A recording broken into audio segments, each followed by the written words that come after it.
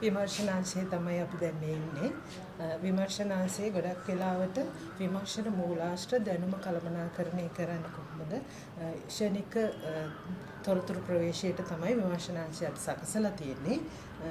ඒ වගේම මේ හරිත පුස්තකාල වලටම අපි හරිත මූලාශ්‍ර එකතුවක් සකසලා තියෙනවා. මොකද අපේ ළඟට එන පාඨකයෝ එයාලාගේ අධ්‍යයන කටයුතු කරන අතරතුර මේ එයාලට මේ හරිත සංකල්පය කියන එක එයාලට පරිසරයට ජීවත් වෙනකොට එන අභියෝග වර්තමාන සහ ඒගොල්ලෝගේ අනාගතයට පරිසර අභියෝග වලට මුහුණ දීලා කොහොමද මේ දැනුමක් ලබා ගන්න ඒවට මුහුණ දෙන්නේ සාර්ථකව කොහොමද තමන්ගේ ජීවත් පරිසරය හිතකර විදිහට පවත්වාගෙන යන විදිහට අපි මේ පරිසර එකතුවේ සියලු මේ පරිසර පොත් එකතුවක් තියලා තියෙනවා. එන පාඨකයන්ට පරිශීලනය කරන්න.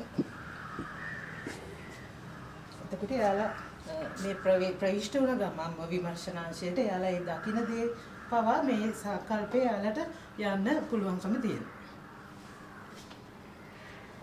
විදිහට අපි එයාලට එන තොරතුරු ලබා ගන්න විශ්වකෝෂ වලින් කොහොමද විශ්වකෝෂයක් භාවිතා කරන්නේ කොහොමද මේ මොන වගේ විශ්වකෝෂද තියෙන්නේ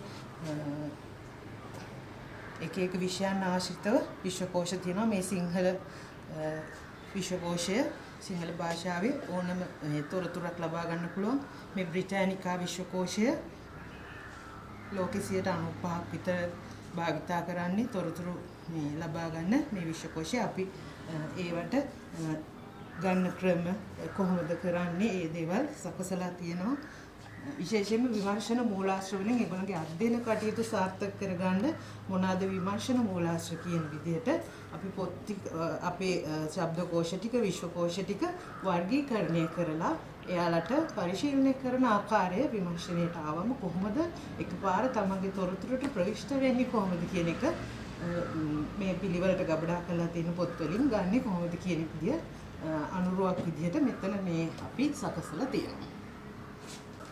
හරි. විශේෂයෙන්ම විමර්ශනාංශයේ තියෙන මේ සිතියම් එකතුව ගොඩක් වැදගත් වෙනවා එන පාඨකීන්ට.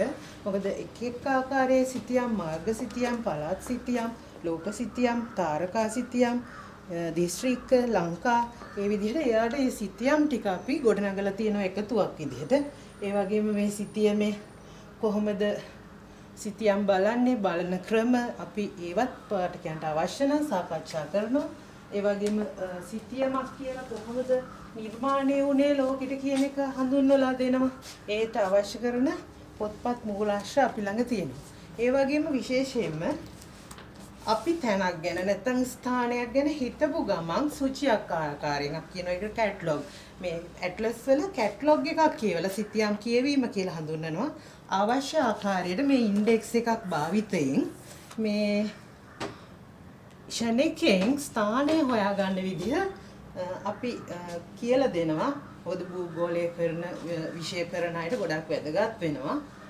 පාසල් සිසුන්ට එයාලගේ සිතියම් වල තියෙන තොරතුරු ඉක්මනින් ලබා ගන්න ක්‍රමයක් ප්‍රවේශ වෙන්නේ කොහොමද කියන එක අපි මේ ඉන්ඩෙක්ස් එක හරහා කැටලොග් කියවීම නැත්නම් සූචියක් මගින් සිතියමක් ස්ථානයක් ක්ෂණිකව හොයාගන්න අපි එයාලට ඉඩ සලසලා දීලා තියෙනවා.